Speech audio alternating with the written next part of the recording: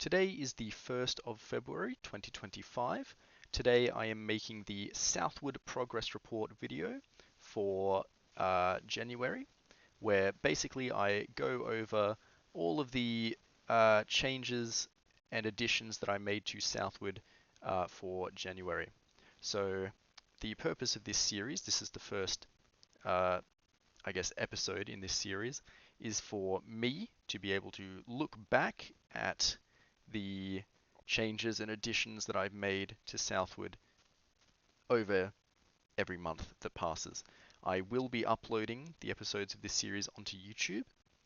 So for anybody who chooses to watch this series that's just a random passerby, I will explain how this game works. So Southward is the name of the game. Well, it's the name of this project that I'm making in the Unity game engine. And at the moment, this project is a companion program for a ttrpg. So the idea is that you would have a group playing the Southward ttrpg, and this program would be open on the Game Master's laptop or computer or whatever to help them run the game. Let's begin. So the first thing you're going to want to do is add a player character. So to add a player character, we go down here to the Add Player button and we click on this. This brings us to the Add Player menu. Now, there is currently no art in this game. That is one of the things that I will be working on. Oh yeah, what I will be doing in each episode, specifically in this first episode, I will be explaining how Southward works, and I'll be going through everything. In future episodes, I won't be doing that because this first episode exists. I'll only be explaining the differences since then. So in this episode, I'll be explaining how Southward works.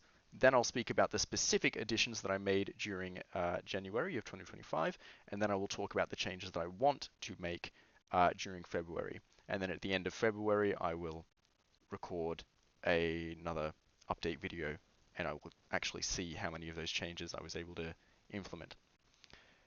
All right. Hopefully one of those will be art, but art's very difficult, so that'll probably take a lot more time. So at the moment, pretty much every single visual piece in this game is just this image of a thick Minecraft chicken. Yeah, so you're going to be seeing a lot of that.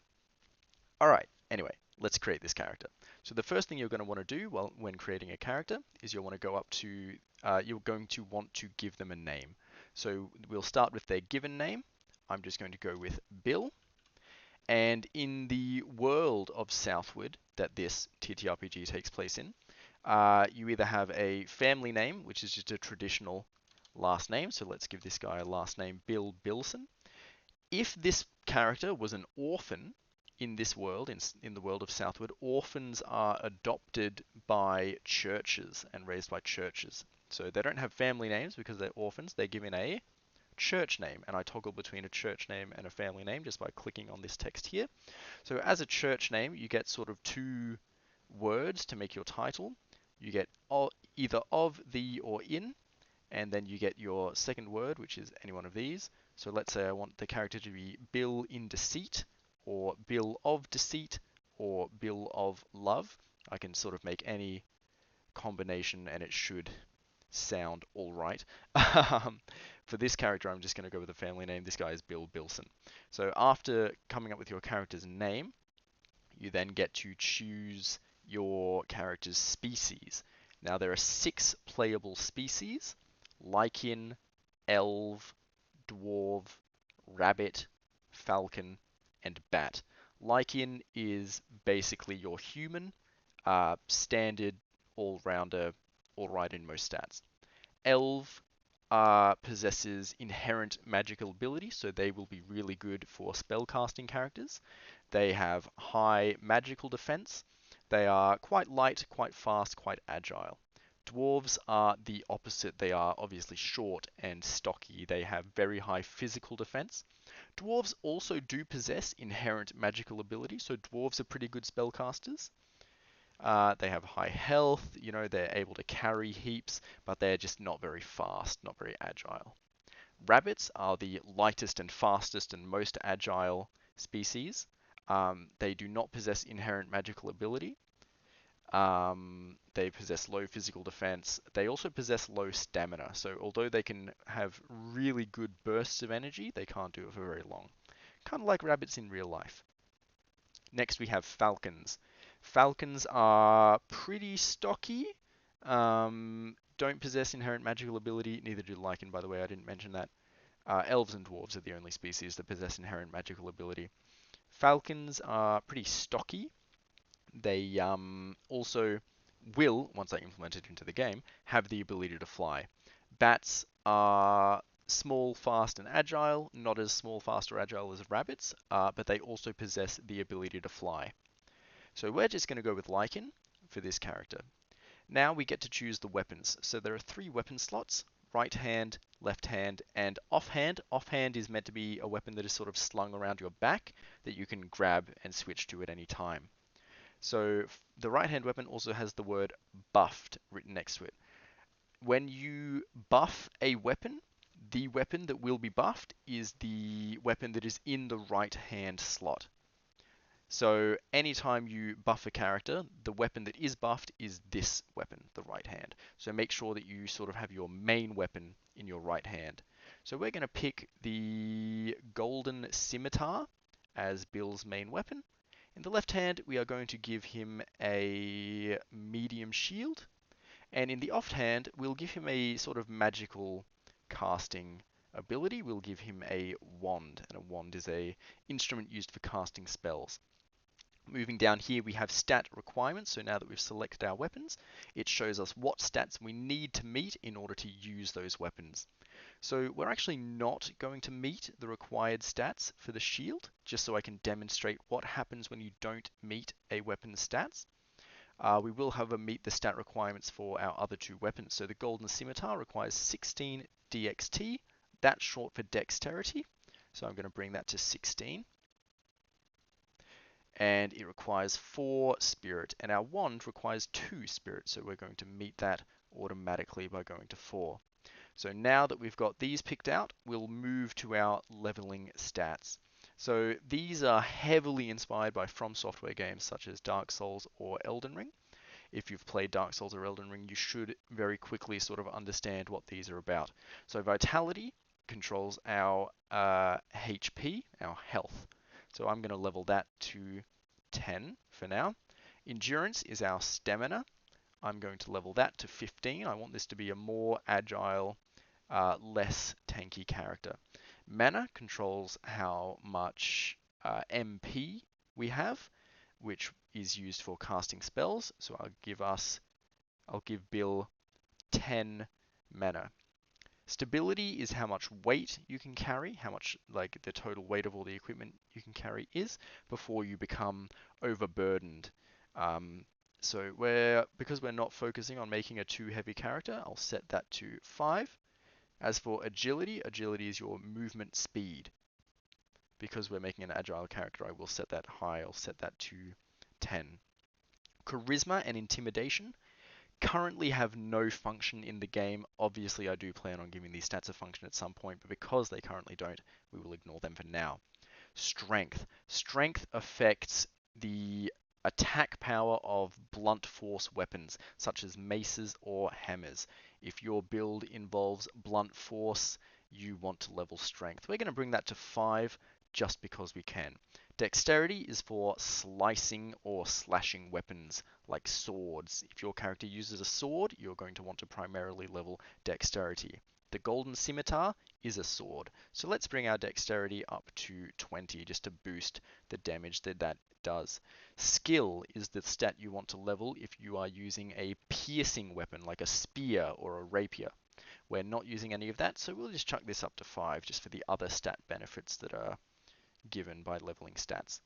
Next, we have our 3 magical stats. Hearth is the stat you want to level if you want to do elemental magic. We're not going to be doing elemental magic, so I'll just chuck this up to 5. And I'll increase our spirit up to 10. So spirit is the stat that increases your ability to cast what's known as pure spells. These are like the good guy spells. If you want to play a character that is a cleric, you will level spirit. They do healing and other sort of holy blessed related spells. Next we have Mind. Leveling Mind allows you to cast taboo sorceries. These are the evil spells that hurt people and do taboo things. I'm just going to bring that up to 5. So we've now used all of our available stats. The amount of stats you have available for any new character is not decided upon yet. This will probably change a lot, how you sort of get to choose your stats for your character. This is just for demonstrative purposes. Alright, now we get to select our armor. So we've got an armor piece for each of our sort of limbs. You'll notice there's a gap here. That's because of the falcon, which has wings. If I select the falcon, you can see wings appears here, but because we're using the lichen, a species without wings, we have no wings to select armor for. Let's go with the wooden set. You can imagine this armor looks like East Asian armor that has like wooden pieces in it. Alright, so this is the character we're going with. We've got our weapon set, our name and our species set, our stats all set, and our armor set. We're going to hit the create button. Boom, we are now sent back to this screen, and here is Bill Bilson appeared over here. So you can have 8 playable characters at once, and they will appear on this side of the screen in this sort of section here. Now we've got this red bar, blue bar, and green bar. Green bar? Goddamn, green bar. Once again, if you've played Dark Souls, you'll know, well, Dark Souls 3 or Elden Ring, you'll know exactly what this is all about. The red bar is our health, the blue bar is our mana, and the green bar is our stamina. Over here on this side of the screen is where enemies will appear. So to introduce an enemy, you click this drop down, add enemy, and you are shown the list of all enemies. I'm going to select Dragman for now. The Dragman in Southward are a species of anthropomorphic sort of humanoid dragons, similar to Dragonborn from Dungeons and Dragons. But imagine them, instead of being like, you know, heavy and chunky, they're like super skinny and spindly and more snake-like. So let's take a look at Bill's stats. So to do that, we click on Bill, and then he becomes the selected character. And we want to press on this inventory button. This is where his stats are. So now we're on the quote-unquote inventory screen. It's more of a stats screen at this point in the development. So here we can see all of Bill Bilson's stats. So we've got his statistics. He has 110 out of 110 health. His currently selected limb has 110 out of 110. What is the currently selected limb? So if we go up to the right of the screen, we've got limbs here. This is a drop down. This drop down includes all of Bill's limbs. Body, head, left arm, left leg, left foot, right foot. So let's take a look at Bill's head. Bill's head only has 55 out of 55, so it has half the amount of health as his sort of main body does. We can also see that his head is wearing the wooden helmet, which weighs 2 kilograms, whereas his body is wearing the wooden armor, which weighs 5 kilograms. This game makes use of metric measurements, kilograms, meters per second, and anything else that can be measured will be measured using metric units in this game. After health, we've got stamina. We've got 115 out of 115 stamina, and we've got 0 out of 10 mana. Why do we have 0 out of 10 mana?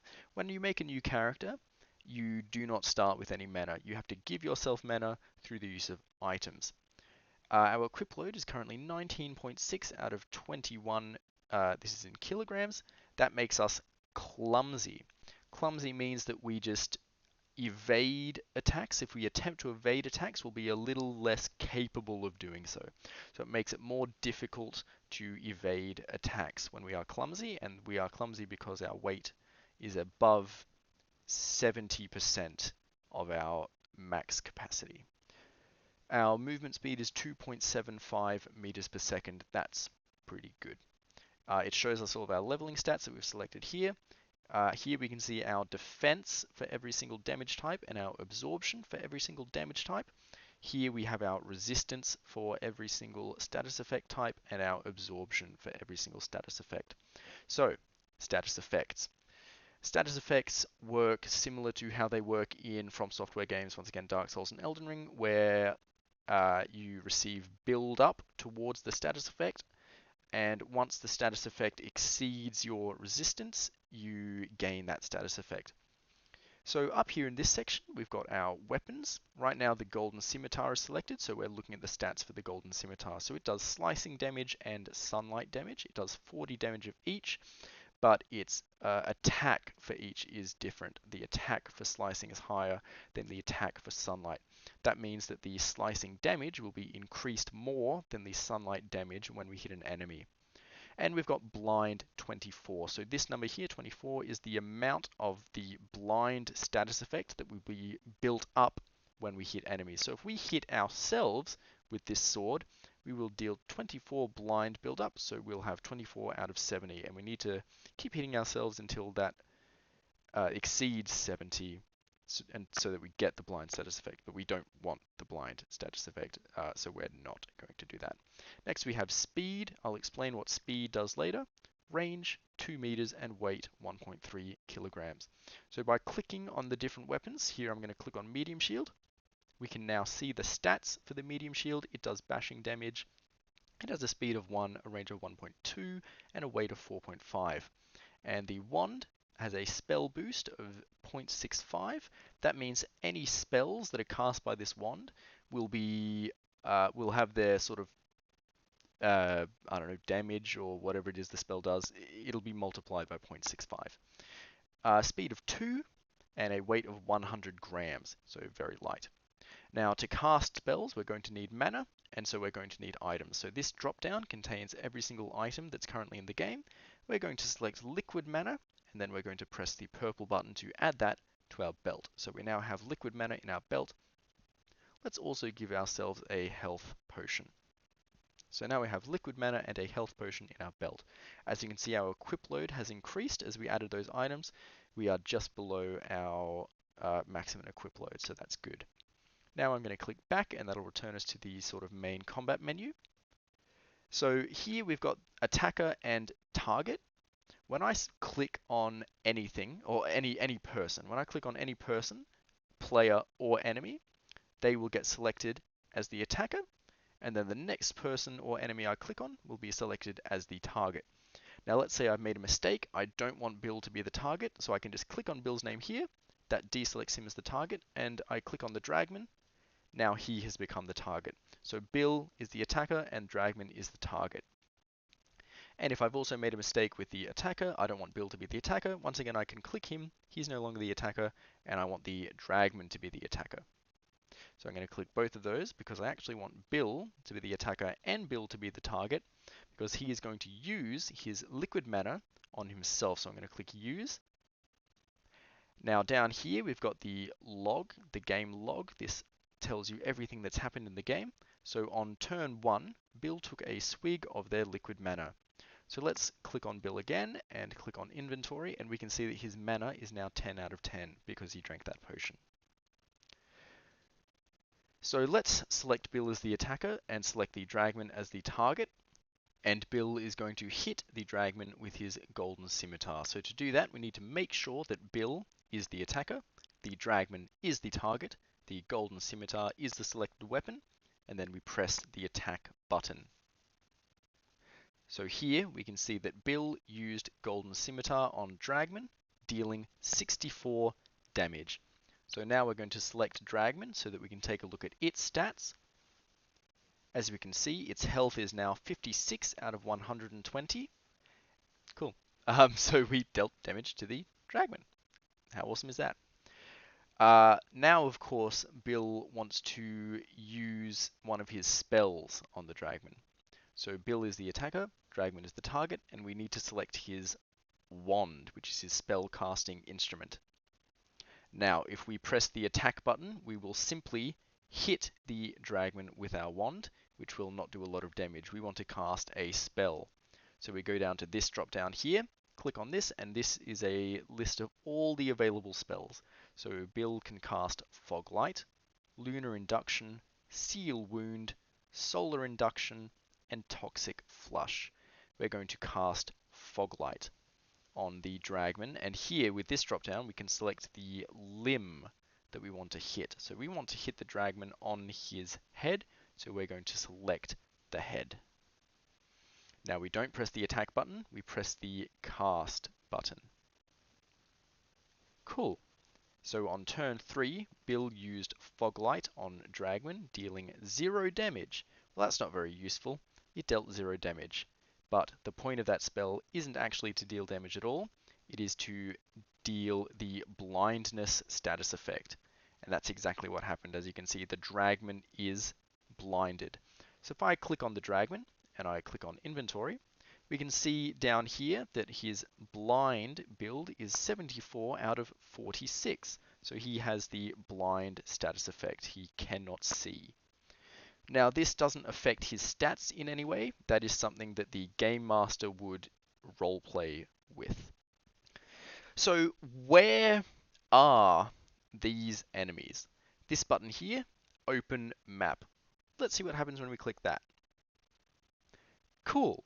So now we can see this big empty grassy field, and we've got these 2 tokens here. So we've got Bill and we've got the Dragman. Let's click on Bill. Now these circles have appeared. The green circle is the distance that Bill can move. So clicking on Inventory, we can see Bill's stats. He has a movement of 2.75 meters per second.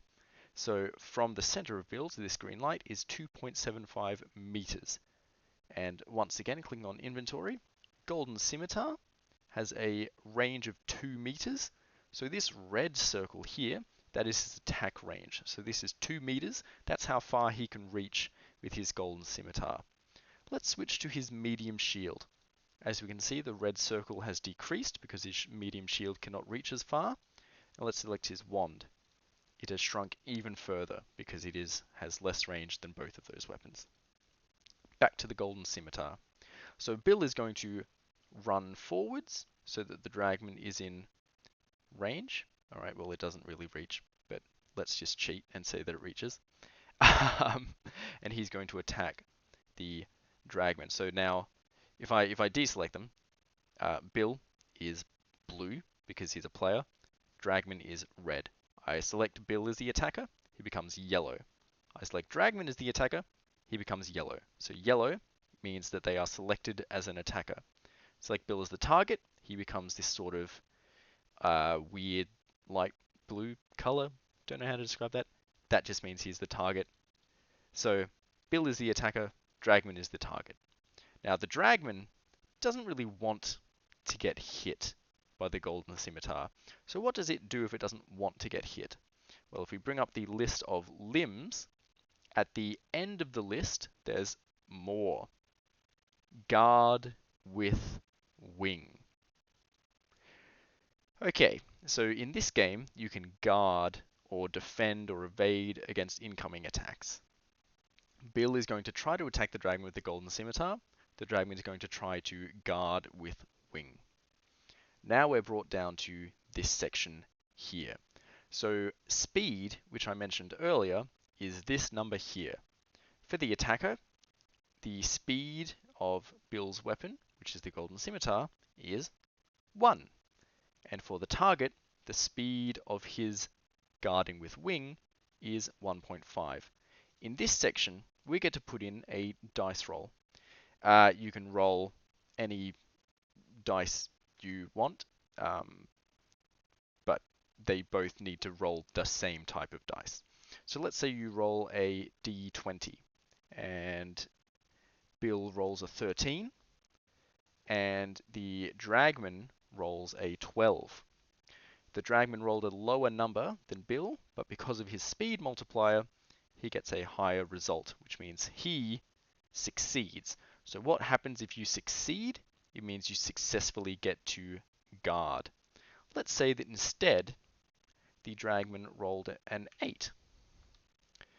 Now, Bill has the higher number. This means that the Dragman does not successfully guard, and Bill gets to choose which body part he wants to hit. Now, we've already demonstrated what happens when you just hit a body part. So this time we are going to have the Dragman succeed on its defense, and it is going to guard with wing. We'll go back to the log so we can see what happens. Bill used Golden Scimitar on Dragman, dealing 54 damage. So it turns out that even though the Dragman held up its guard, it didn't really do much, did it? But it did reduce the damage. So Bill just using the Golden Scimitar on the Dragman without the Dragman blocking, 64 damage. Bill using it on the Dragman while blocking, 54 damage. So it was reduced by 10 damage. You'll also notice that the Dragman has lost a teensy little bit of stamina. Attempting to use defensive moves will reduce stamina. So how much health is this Dragman on now? 2 health. I mean, you could breathe on this thing and it would die at this point. And let's get Bill to actually bonk it with his shield. Bill's going to bonk the Dragman with the shield. Bonk. Dragman lost their name. That's just the sort of in-universe term of saying that somebody died. You say they lost their name. That's just a lore thing, a world-building thing. It doesn't really affect the gameplay. So, next enemy. We've looked at a Dragman. Let's bring in a demon. We'll start with a fire demon. Once again represented by a thick chicken, because this game doesn't have any art in it yet. Okay. So, the fire demon is going to be the attacker, and Bill is going to be the target. Bill has some defensive moves at the bottom of his list of limbs. He can roll, he can guard with his golden scimitar, he can deflect with his golden scimitar, he can guard with his medium shield, he can guard with his wand, or he can deflect with his wand. Well, deflecting sounds pretty good. Let's give that a go. Oh, it has a multiplier of 0.7, whereas the Fire Demon's Punch has a multiplier of 1. Well, that's quite bad. That means we have less of a chance of winning the dice roll. So let's see, we've got that shield. Oh, there we go. The shield has a multiplier of 1.54. So that massively increases our chances. Alright, the Fire Demon rolls. And it rolled a 4. So 4 times 1 is 4. So we roll, and we got an 11. Cool. Okay, sick. So we successfully guard with our medium shield. So let's see what happens. Alright, so because we blocked, the Fire Demon's Punch did 10 damage. We took a lot of stamina, though, from taking that punch. So, yeah, that's the trade-off. You take stamina from using defensive moves, but it reduces the amount of damage that you take. So now it's our turn to attack the Fire Demon. And to do this, I'm going to demonstrate an interesting property of this game. So let's use the wand. Now, what spells do we have? Well, we know we have Fog Light, and we know what that does. That blinds enemies. Lunar Induction, we don't know what that does yet. Seal Wound? I mean, that sounds like a healing spell. We don't want to heal the Fire Demon, especially because we haven't even dealt any damage to it yet. Let's see what happens if we do. Bill used Seal Wound on Fire Demon, dealing 19 damage. The Fire Demon took damage from a spell that we assumed to be a healing spell. Maybe it's not a healing spell. Let's find out. Let's use it on ourselves. Let's see if we take damage. Ah, Bill used Seal Wound on Bill, dealing negative 28 damage. So he did heal. Look, Bill's back up to full health. So the healing spell deals damage to the demon. That's something interesting to keep in mind. Maybe this healing build actually doubles as a DPS. Who knows? Yes, well, we've got these other 2 tabs here. I'll just quickly go over them. We select Bill, and we click, let's see what this level up thing is. Oh my god, there's so many numbers. So here we can change our leveling stats. So I want to reduce my vitality, and I want to increase my mana. After playing with these stats, you can see this big block over here has all of our stats. So at the moment we have 110 health. Now if I increase our vitality to 15, you can see that after doing that, our health will go from 110 to 115. And let's say I increase our endurance from 15 to 25, well then our stamina goes from 115 to 127. And our wand, which has a spell boost of 0.65, well we know that scales with spirit, so let's boost our spirit up to 25. And after doing that, our wand's spell boost will go from 0.65 to 0.88. That seems quite good to me. Now in this column here, we have the amount of XP that is required to naturally level up these stats. So I can increase the number that this stat is by using these arrows. However, if I earn XP that reaches the required XP, this stat will increase by itself. So as you can see, I've got 20 XP out of 365 to level up my vitality. I've got 31 out of the 275 required to level up my endurance, and so on and so forth all the way down here. So once we decide what stats we want, we can click this seems good, and as you can see, we've got the adjusted stats here. We click this apply button, and that applies all the changes. And as we can see on turn number 11, Bill leveled up. Now let's go back to Bill, and we'll look at the weapons tab. So here we can see the stats of all of his weapons much more easily. So the golden scimitar, we can look at the required stats. Requires 16 dexterity and 4 spirit. We can also see the stat scaling. So the stat scaling for the golden scimitar is 1.4 times in dexterity and 0.9 times in spirit.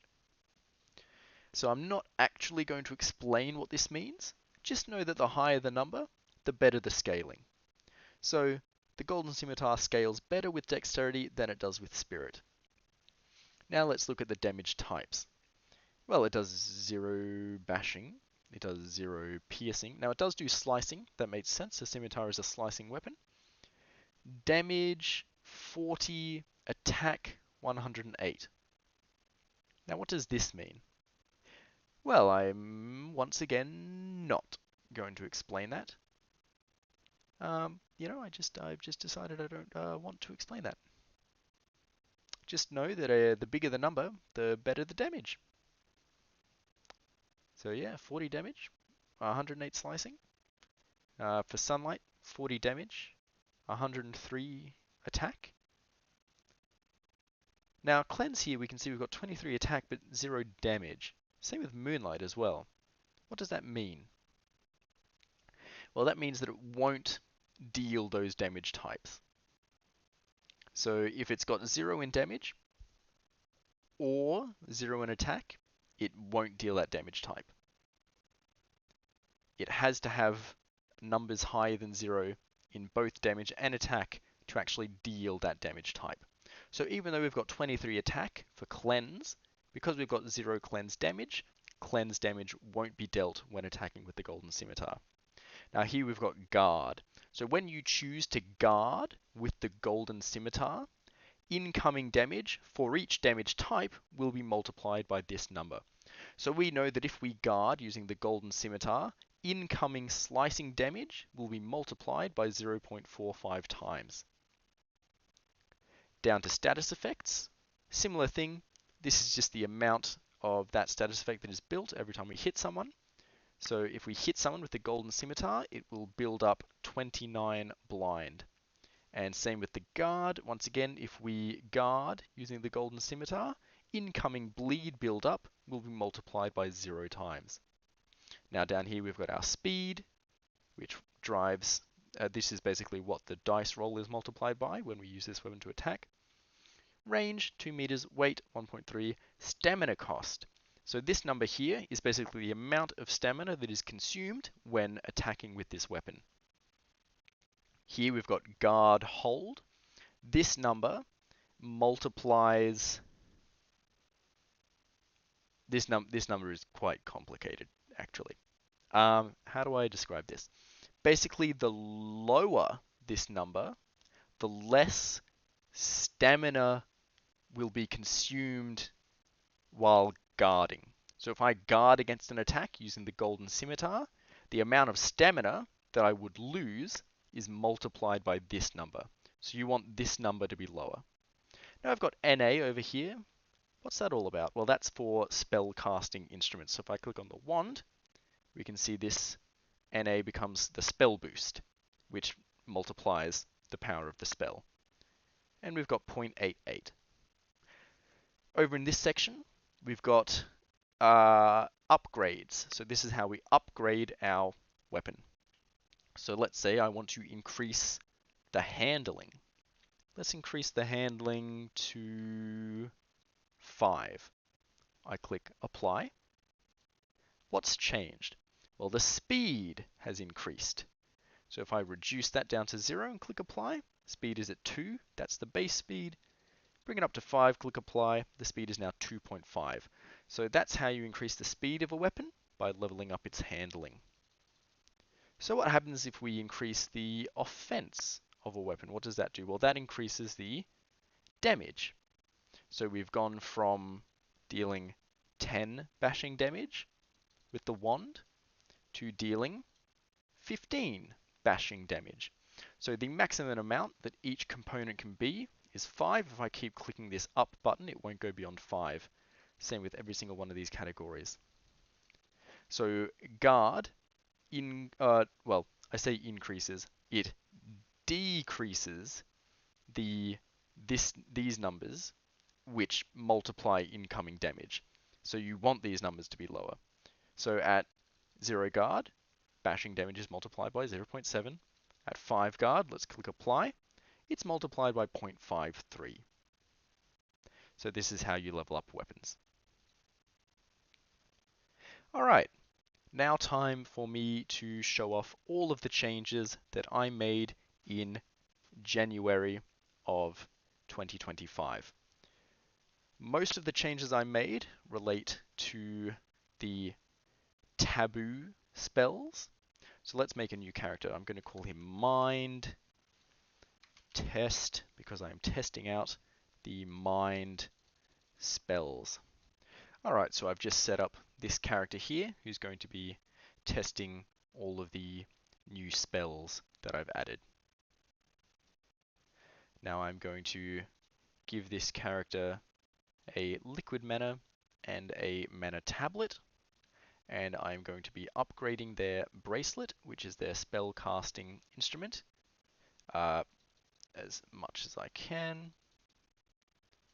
It has a spell boost of 3.25, so that means all the spells I cast will have their power multiplied by 3.25. So let's attack the Fire Demon, and here are all the spells that are available: Blackthorn, Butterfingers, Corrupt Instrument, Headache, Inner Demon, Lacerate, Mana Numb, Poison Dart, Stubborn Flesh, Trip, and Venomous Bite. We're going to start off with Blackthorn. And the Fire Demon is going to try to use a defensive move. He's got this defensive move called Heat Wave. He's going to try and block it. I'm not going to do a dice roll because I don't care. This is just a demonstration. And bang! Oh my god, Mind used Blackthorn on Fire Demon, dealing negative 49 damage. Is Blackthorn a healing spell? Let's see what happens if he uses it on Bill. Oh, it's not a healing spell. Mind used Blackthorn on Bill, dealing 82 damage. Wow, that's crazy. So when Bill used a healing spell on the demon, it dealt damage to it, and when Mind used a damage dealing spell on the demon, it healed it. Oh my god, this is so crazy. Well, Fire Demon is going to try to punch Mind, and Mind is going to guard with the small shield. Bang. Oh my god, look at the amount of damage he's taken. Mind is like, nah bro, I can't be taking that amount of damage. He's going to cast on himself Stubborn Flesh. Bang. Mind casts Stubborn Flesh on themselves. His health bar has gone grey. What the hell does that mean? Alright, well, Fire Demon is going to punch him. Bang! Fire Demon used Punch on Mind, dealing 82 damage, but the health bar didn't move. Let's take a look. He's got 88 health. 88 health. Well, the Fire Demon should be able to deal some damage to that. Bang! 82 damage again. Still on 88 health. This guy's health bar won't move. Bill's going to try to heal him. Bill's a good boy. Bill's like, don't worry, I'll heal you. He's going to use his health potion. Bang. Bill gave a swig of their health potion to Mind, dealing negative 25 damage. But Bill's health bar, Mind's health bar still hasn't moved. That kind of seems like a waste of that potion. Oh my golly goodness. It's almost like the spell stops your health bar from moving. That's crazy. The next spell that I added is the spell Butterfingers. What does Butterfingers do? Well, let's get Mind to cast Butterfingers on Bill. Bill dropped their medium shield. Let's take a look. Unarmed. That was where the medium shield was. It's gone now. Bill dropped it. Let's bring in a new enemy. Dragman Spearman. This is a Dragman that carries a spear. As you can see, it has a spear as one of its attacks, and its defensive moves include guarding with a spear. Let's get Mind to cast Butterfingers on the Dragman Spearman. Dragman Spearman dropped their weapons. Oh well, now the Dragman Spearman doesn't have spear as an attack anymore. And now the Dragman Spearman doesn't have guard with spear as an attack anymore. Because it dropped its spear. What is Mind going to cast next? Trip. So I select the Dragman Spearman and I select Trip. What does Trip do? Takes away a big chunk of their stamina. And it does 3 damage. That's pretty cool. Yeah, the point of Trip is just to take away stamina. What other spell did I add? Venomous Bite. So let's cast Venomous Bite on Bill. Mind cast Venom Bite on Bill's Golden Scimitar, imbuing it with poison. Let's take a look at Bill's Golden Scimitar. It now has 50 poison build up. So we're going to get Bill to use his Golden Scimitar on the Dragman Spearman. Let's check the Dragman Spearman. Yep, 49 out of 80. The reason it's 49 and not 50 is because all of your status effects tick down by 1 every turn. So that would have been 50 and then immediately tick down to 49. But yeah, 49 out of 80. So hang on, let's see if Bill does that again. Oh, it's dead. But it is poisoned. It did get poisoned before it died. It died twice, apparently. I don't know why it died twice. That's weird. But yeah. What else? I'm pretty sure I'll show off Mana Num, but I think I added Mana Num before this year, but I'll show off Mana Num. Get him to drink a liquid mana so he gets more mana. And he casts Mana Num. Bang. Mind is no longer under the influence of Stubborn Flesh. Okay, Stubborn Flesh just ran out. Mind has numbed the flow of mana. So what does that mean? Mana has numbed the flow of mana? Well, let's take a look at his spell. Oh, no spells. He's got the bracelet selected, but there's no spells. Surely Bill can cast some spells. Oh no, Bill can't cast spells either. So Mana Num makes it so that you can't cast spells for a duration of time. I forget how long it is, but yeah, they can't cast spells anymore.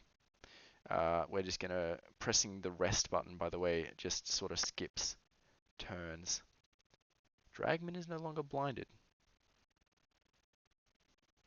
Oh yeah, I forgot about that. We're just gonna skip a bunch of turns until that runs out. There we go. Mind is no longer, I don't know, not that one.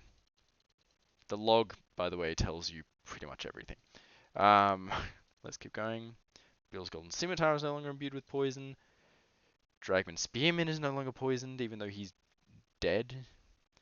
Mana flows once more. There we go. So now they've got all their spells back. So yeah, this has been a sort of quick overview of the Southward project.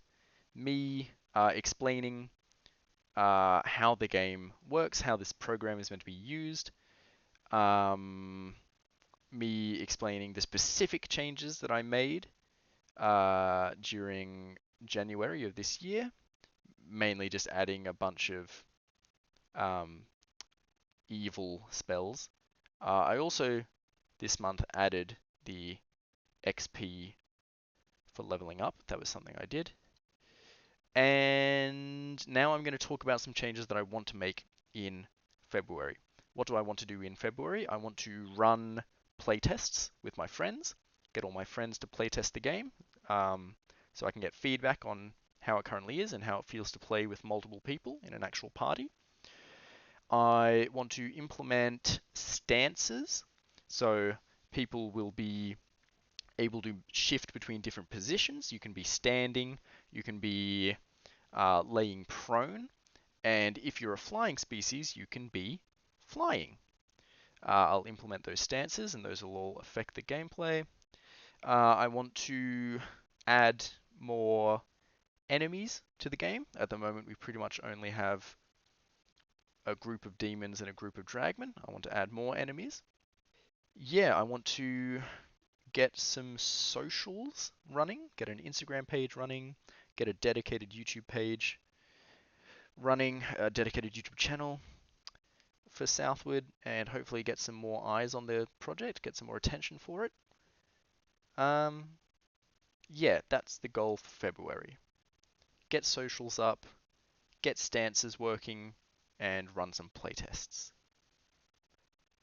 I'll probably do that in reverse order. I'll do some playtests first because the game is in a playable state.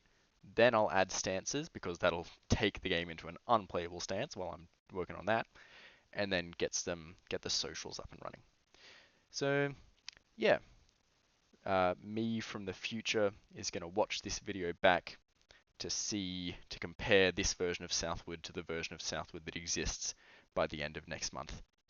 All right, and if any random people on YouTube decided to watch this whole thing, thank you. I hope you enjoyed it, and I hope you are interested in the future of this project. All right, see ya.